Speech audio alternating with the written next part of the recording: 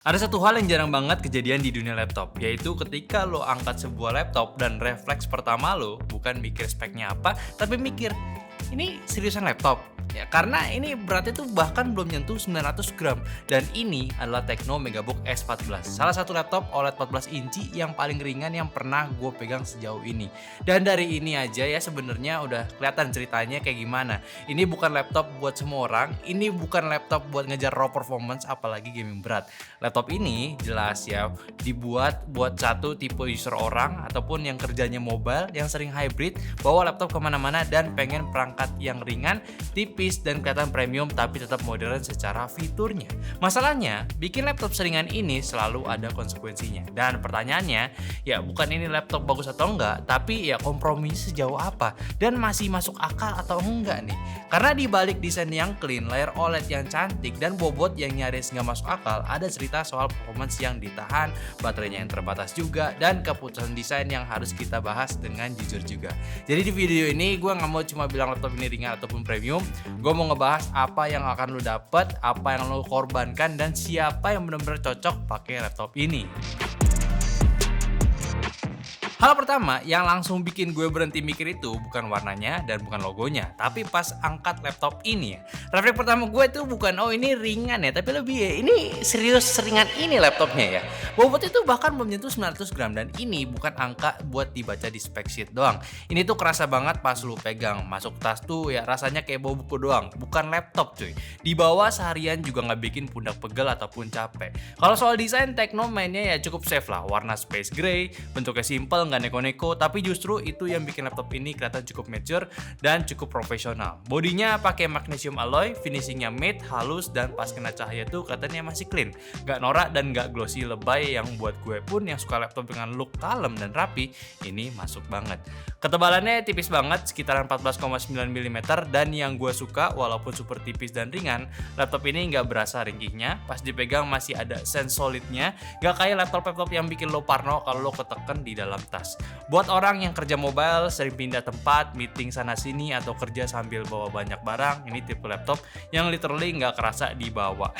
Dan di titik ini, satu hal yang udah jelas, Tecno Megabook S14 ini menang besar di mobilitas dan desainnya. Dan begitu laptop ini pun dibuka, satu hal yang langsung nyantol itu juga di layarnya. Tecno Megabook S14 ini pakai OLED 14 inci dengan resolusi 2,8K, refresh rate-nya di 120 Hz. Dan jujur aja, ini salah satu layar yang paling nikmat juga yang pernah gue pakai di laptop setipis ini. Hitamnya dalam banget, kontrasnya tinggi, dan warna itu kelihatan hidup tanpa harus kelihatan yang lebay ya. Beratnya, begitu lo biasa kerja di OLED, balik ke IPS itu ya rasanya kayak downgrade mental lo ya. Ya bukan karena IPS itu jelek, tapi karena mata lo tuh udah keburu dimanja ya. Buat kerja kreatif, ngedit foto, preview video, ngerjain thumbnail, atau sekedar nonton, layar ini udah enak banget. Kalau akurasinya udah tinggi, 100% DCI-P3 dan juga delta I-nya udah rendah. Yang artinya apa? Warna yang lo lihat ini ya deket sama hasil akhirnya.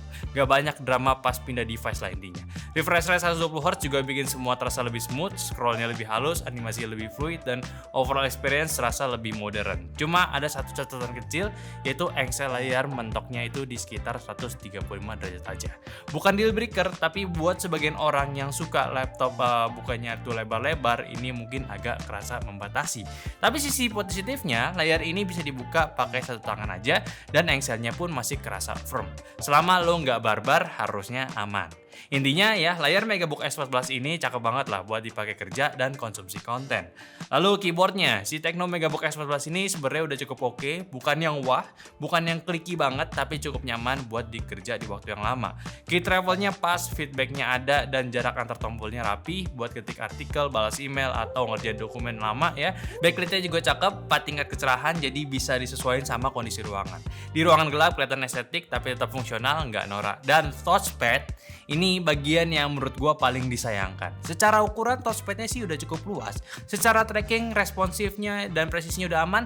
Gestur Windows jalan mulus, scrollingnya enak, dan cursor movementnya pun akurat. Tapi klik fisiknya itu cuma bagian bawah aja.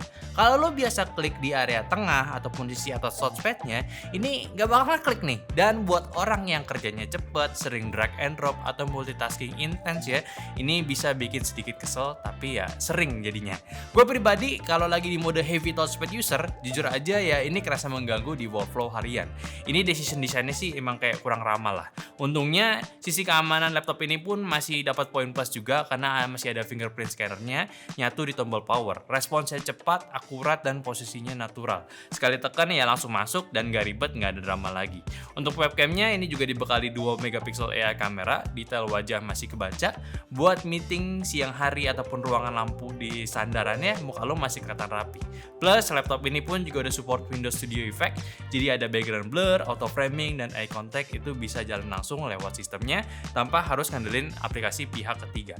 Ini penting karena efeknya pun dijalankan di sisi AI ataupun NPU-nya, bukan cuma ngebebanin CPU. Yang artinya lo bisa meeting sambil buka dokumen, browser, bahkan multitasking ringan tanpa laptopnya itu jadi ngos-ngosan.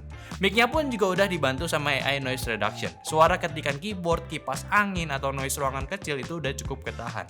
Tecno juga udah cukup pede ya, naruh embel-embel AI di MacBook Air 11 Plus-nya ini. Dan jujur aja nggak semuanya itu gimmick ya. Yang paling kerasa pakai itu ya justru AI meetingnya. Ada fitur transkrip otomatis dan meeting summary. Jadi abis meeting lo nggak perlu ngulang-ulang lagi dengerin rekaman cuma buat nyari poin pentingnya. Buat kerja kantoran, remote, ataupun hybrid ini beneran ngebantu. Terus juga ada Windows Studio Effect yang tadi udah gue singgung. Dan yang sekarang ke fitur yang ya kepake ya tapi situasional, yaitu kayak AI PowerPoint. Misalnya ini ya berbasis web. Jadi lo harus login dulu. Gunanya itu simple. Lo itu tinggal tulis topik presentasi lo, nanti dibikinin struktur slide-nya. Kalau knowledge database juga menarik nih konsepnya. Ini semacam chat AI yang terintegrasi dan jalan online juga pakai model DeepSeek sama AI Gallery. Jujur aja ini yang paling biasa aja, lebih ke pelengkap ekosistem daripada fitur wajibnya. Yang justru menurut gua itu underrated itu adalah interconnectivity ekosistem Tecnonya. Laptop ini bisa dikonekin ke HP ataupun tablet Tecno buat drag and drop file, mirror layar, nambah display, dan sinkron ke clipboardnya. Buat lo yang udah pakai HP Tecno, workflow-nya bisa jadi lebih satset tanpa ribet pakai kabel lagi. Lalu untuk speknya, Tecno MacBook S14 ini pakai Intel Core Ultra 7 generasi yang Meteor Lake. Dan di sini sebenarnya ya arah laptop ini udah kelihatan jelas. Ini bukan laptop yang diciptakan untuk pamer benchmark ya. Ini laptop yang fokus ke efisiensi, AI workload, dan juga kerja harian yang konsisten. Arsitekturnya hybrid, ada core kenceng buat kerja beratnya, ada core irit buat kerja di belakang background. Dan ya ada low power core juga buat asas yang ringan. Grafisnya pakai Intel Arc Eye GPU yang cukup capable buat editing ringan, playback video, resolusi tinggi, dan casual gaming. RAM-nya pun di 16GB LPDDR5X dan storage-nya SSD 1TB NVMe. Udah aman banget buat 90% kerja kreatif dan profesional saat ini, tapi ada satu hal yang perlu lo pahamin dari awal, RAM-nya ini udah solder, nggak bisa di-upgrade lagi. Storage-nya pun bisa diganti, tapi nggak ada slot tambahan. Namun karena bodinya super tipis dan super ringan, otomatis power limit pun juga ya ini akan ditahan ya. Ini bukan salah desain, tapi ya hal yang masih sangat wajar. Tecno jelas memilih mobilitas ekstrim dan desain tipis dibanding performance raw yang maksimal, dan menurut gue itu pilihan yang masih fair selama target penggunanya itu jelas. Nah, sekarang pertanyaan dengan spek dan karakter yang kayak gini, gimana nih performance real use-nya nih? Bukan di charge ya, bukan ditabal, tapi pas dipakai kerja beneran. Nah, pakai Tecno MacBook S4 Plus ini buat kerja harian tuh rasanya ya masih aman-aman aja. Bukan wah kenceng banget, tapi nggak bikin kesel ngelek-ngelek lah. Multitasking aman banget ya, browser tab belasan ya, Google Docs, Spreadsheet, Slack sambil dengerin musik jalan barengan pun juga aman aja. Laptop ini pinter lah nentuin prioritasnya, jadi nggak ada momen random lag yang ganggu workflow lu. Masuk kerja kreatif ya buat editing foto di Photoshop ataupun Illustrator, experience-nya ya masih smooth-smooth aja. Generative feel-nya jalan, maskingnya masih cepat, exportnya cukup stabil, ditambah layarnya udah OLED, lo bisa lebih pede sama warna dan juga detail-detailnya. Video editingnya masih masuk ya, 1080 aman, 4K masih bisa selama lo nggak maksa efek berat dan layer-layer numpuk brutal ya. Rendernya pun bukan yang instan, tapi ya konsisten aja, dan itu cukup penting. Yang menarik, kerja-kerja berbasis AI kayak background blur, transcription, sampai AI tools bawaan yang nggak bikin laptop ini ngos-ngosan. Karena tadi ya, sebagian prosesnya itu dibantu sama engine AI-nya, bukan CPU-nya aja. Dan satu hal yang jarang jarang dibahas juga, tapi kerasa banget yaitu performance di mode baterainya. Di banyak laptop tipis, performance itu langsung turun pas cabut charger, dan di sini turunnya itu cukup minim. Kerja tetap jalan normal tanpa harus buru-buru colok listrik. Cuma apakah laptop ini cocok buat heavy rendering, simulasi atau kerja GPU berat? Jawabannya enggak ya, sangat jelas bukan.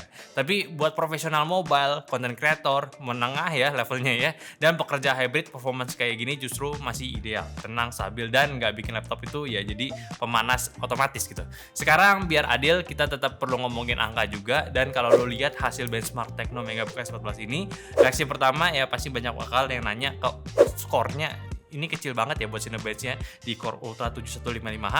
Ya jawaban simpel menurut gue lagi, ini memang kayaknya disengaja. Laptop ini tuh bukan buat gagal perform, tapi memang sengaja di limit aja. Bodinya super tipis, super ringan, dan cooling sistemnya cuma satu kipas plus satu heat pipe, dan Tecno ya nggak akan ngebiarin prosesornya jalan ngasal dong. Power limit pasti bakal akan ditahan, boostnya clock itu dimentokin, TDP-nya pun dijagain. Yang mana hasilnya single core masih oke, tapi multi core-nya turun jauh dibanding laptop 155H yang bodinya tebel dan coolingnya itu lebih agresif. Dan jujur aja, ini keputusannya masih masuk akal ya, karena kalau dipaksa ngebut, panasnya itu bakal naik cepat, throttlingnya makin brutal, VNOS-nya jadi ganggu, dan baterainya pun otomatis ambiar. Dan itu berlawanan total sama konsep laptop ini kan. Makanya pas di tes Cinebench 10 kali run, kelihatan banget run awal itu sempat naik, setelah itu performance-nya turun dan stabil, bukan zigzag-zigzag yang aneh. Yang artinya laptop ini masih lebih milih stabilitas. Di sisi grafis juga sama, Intel Arc IGP-nya pun gak dikasih ruang buat ngegaspol, jadi hasil 3D Mark-nya pun gak jelek, tapi jelas bukan buat pamer. Dan ini poin pentingnya, yaitu benchmark-nya rendah, bukan artinya itu experience-nya jelek. Di real case-nya ya, editing masih jalan, multitasking masih jalan, AI tools masih responsif, laptopnya pun gak overheat. Jadi kalau lo tipe yang beli laptop buat pokoknya mau skor tinggi, laptop ini bukan buat lo. Tapi kalau buat lo beli laptop buat dipakai kerja tiap hari di mana aja tanpa masalah gitu ya, ini masih bisa. Dan kita lurusin dulu dari awal, Tecno Megabook S14 ini bukan laptop gaming ya, jadi ekspektasinya harus bener dulu. Dengan bodi setipis ini, bobot di bawah 900 gram, dan cooling yang jelas, minimalis, targetnya pun ya cuma satu, gaming ringan, casual, dan sekedar hiburan sampingan. Di rilisnya pun yang lainnya gue coba beberapa skenario yang masih masuk akal, kayak game-game e-sport, game ringan, ataupun older titles masih oke. Dengan catatan resolusinya diturunin ke Full HD, settingannya ke low ataupun medium, dan di kondisi ini gameplaynya masih terasa playable. FPS memang nggak stabil di angka yang tinggi, tapi masih enak dimainin, bukan yang patah-patah yang bikin emosi doang. Lalu untuk game AAA, jujur aja jangan maksa. Makanya buat gaming, posisi Megabook S14 itu kayak kalau lu lagi pengen nyantai, oke. Kalau lagi niat main serius, mending jangan pakai laptop ini. Ngomongin baterai, Tecno Megabook S14 pun juga kapasitas baterainya punya di 50 Wh. Kapasitas di ranah yang aman kalau workloadnya ringan, ya misalkan cuma ngetik browsing sama meeting doang mah ya, daya tahannya masih masuk akal, masih bisa tembus beberapa jam kerja tanpa lu harus panik. Dan untungnya juga chargernya ini udah pakai USB-C yang ukurannya kecil dan ringan juga, jadi walaupun lu harus sering ngecas, itu nggak nambah beban bawaan yang ribet. Buat kerja di cafe, ke working space, ataupun kantor yang colokannya gampang dijangkau, ini harusnya masih nyaman. Kalau gue tarik kesimpulan juga, tanpa harus muter-muter lagi ya, Tecno Megabook S14 ini ya laptop yang sebenarnya jujur aja gitu ya, kayak yang jujur sama diri sendiri gitu. Dia nggak jadi sok jadi laptop kenceng, nggak maksa jadi laptop gaming, dan nggak jual mimpi soal baterai seharian, tapi dia nawarin jelas ya mobilitas yang cukup ekstrim, layarnya OLED, dan pengalaman kerja yang terasa premium di bodi super ringan. Ada kompromi tentunya banyak ya, performance ditahan, cooling terbatas, ya baterainya biasa aja, dan portnya ya sebenarnya cukup minim. Dan semua itu kelihatan jelas, nggak ditutup-tutupin juga, tapi justru di situ poinnya. Laptop ini kayak bilang nggak mau maksain semua, tapi maksimalin target usernya aja. Dan buat target user yang tepat itu cukup valid sebenarnya. Kalau lo seorang profesional mobile creator yang kerja visual, ataupun orang yang pengen laptop enteng tapi tetap kelihatan serius dan modern, Megabook S14 ini ya punya daya tarik yang sangat kuat. Rasanya beda, dan di kelasnya di harga segini opsi dengan bobot yang sangat ringan plus OLED pun masih jarang banget sebenarnya. Tapi kalau lo tipe user yang lebih mementingkan performance-nya yang kenceng, durabilitas jangka panjang tanpa kompromi ya, atau pengen laptop aman buat semua kondisi, laptop ini tentu bukan jawaban yang paling rasional. Jadi bukan soal bagus atau jelek, soal cocok atau enggak aja. Dan di tangan user yang tepat, Tecno Megabook ini gue yakin ya ini sangat memuaskan. Di tangan yang salah, dia bakal terasa setengah-setengah. Satu lagi sih, kapan nih Tecno yang bisa nih kasih garansi laptop yang sama kayak laptop-laptop mainstream lainnya?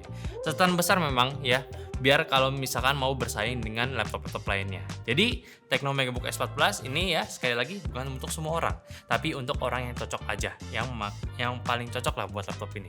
Jadi sampai sini aja dulu pembahasan video ini. Silakan aja kita diskusiin. Gue yakin ini bakalan banyak plus minus juga di kolom komentar ya. Jadi ya udah kita diskusin aja di kolom komentar. Dan jangan lupa juga kalau kalian cocok dengan laptop yang satu ini, belinya di YouTube Shopping kita ataupun di lewat deskripsi kita. Kita sediain link terbaik untuk kalian juga. Dan jangan lupa juga untuk follow semua sosial media kita yang ada di Instagram, TikTok, Facebook, Discord, dan semua link di deskripsi. Dan terakhir, sampai jumpa di video nyantai selanjutnya. Bye bye.